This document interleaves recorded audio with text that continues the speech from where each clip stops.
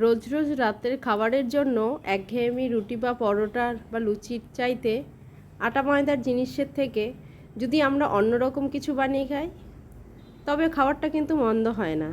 তাই আমি আজকে নিয়ে চলে এসেছি সাবুর পরোটার রেসিপি। এখানে আমি এই কাপের 1 কাপ বড়দানা সাবু নিয়েছি। ওভেন জ্বালিয়ে আমি ননস্টিকের তাওয়াতে বসিয়ে দিয়েছি, গরম হয়ে গিয়েছে।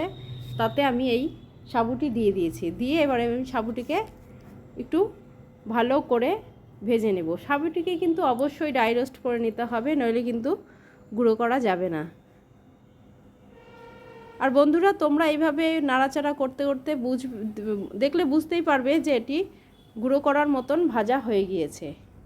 তাতে যদি তোমাদের একটু অসুবিধা হয় তাহলে 2-4টা দানা তোমরা মুখে ফেলে দিয়েও দেখতে পারো, দেখবে একদম গুঁড়ো হয়ে যাচ্ছে।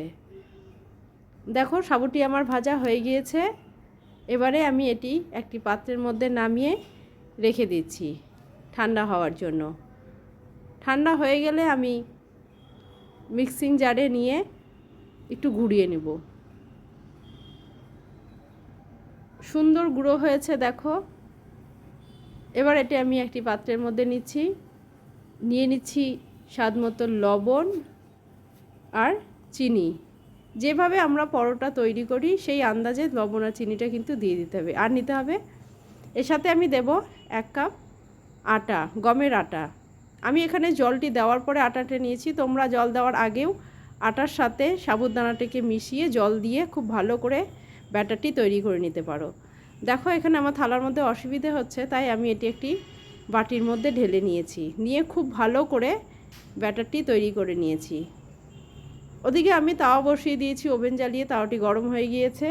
এবারে অল্প সাদা তেল দিয়ে, আমি 1 চামচেরও কম সাদা তেল দিয়েছি, দিয়ে একটু নেড়ে চেড়ে এই হাতার 1 হাতা আমি ব্যাটার দিয়ে দিচ্ছি। দিয়ে হাতার পেছন দিয়ে চারিদিকটা ঘুরিয়ে ঘুরিয়ে একটু পাতলা করে নিচ্ছি। ব্যাটারটা কিন্তু না ঘন না পাতলা, সুন্দর একটি ব্যাটার তৈরি করে নিতে হবে। যেভাবে আমরা গোলা রুটি বানাই ঠিক তেমনভাবে। দেখো, এক সাইড ভাজা হয়ে গিয়েছে, উল্টে আর এক সাইডটা আমি ভেজে নামিয়ে নিচ্ছি। এইভাবে ধীরে ধীরে আমি সমস্ত পরোটাগুলিকেও কিন্তু ভেজে নিচ্ছি। আর এতে তেলের পরিমাণটাও কিন্তু অনেকটাই কম করে দিয়েছি। দেখো, খুব সুন্দর করে এইভাবে আমি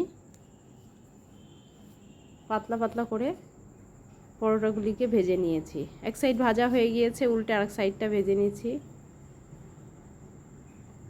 সাবুর এই পরোটাটি সাথে আমি তৈরি করেছিলাম আলু গাজরের তরকারি। কাঁচা লঙ্কা এবং অল্প তেল দিয়ে এই আলু গাজরের তরকারিটি কিন্তু খেতে বেশ ভালো লাগে।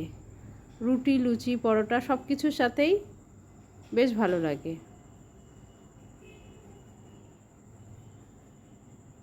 ধীরে ধীরে আমি সমস্ত পরোটাগুলোকে ভেজে নিয়েছি।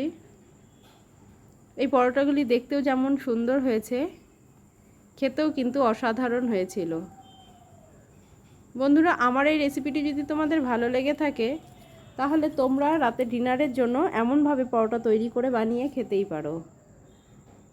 এবং একটি লাইক আর কমেন্টের অনুরোধ রইল।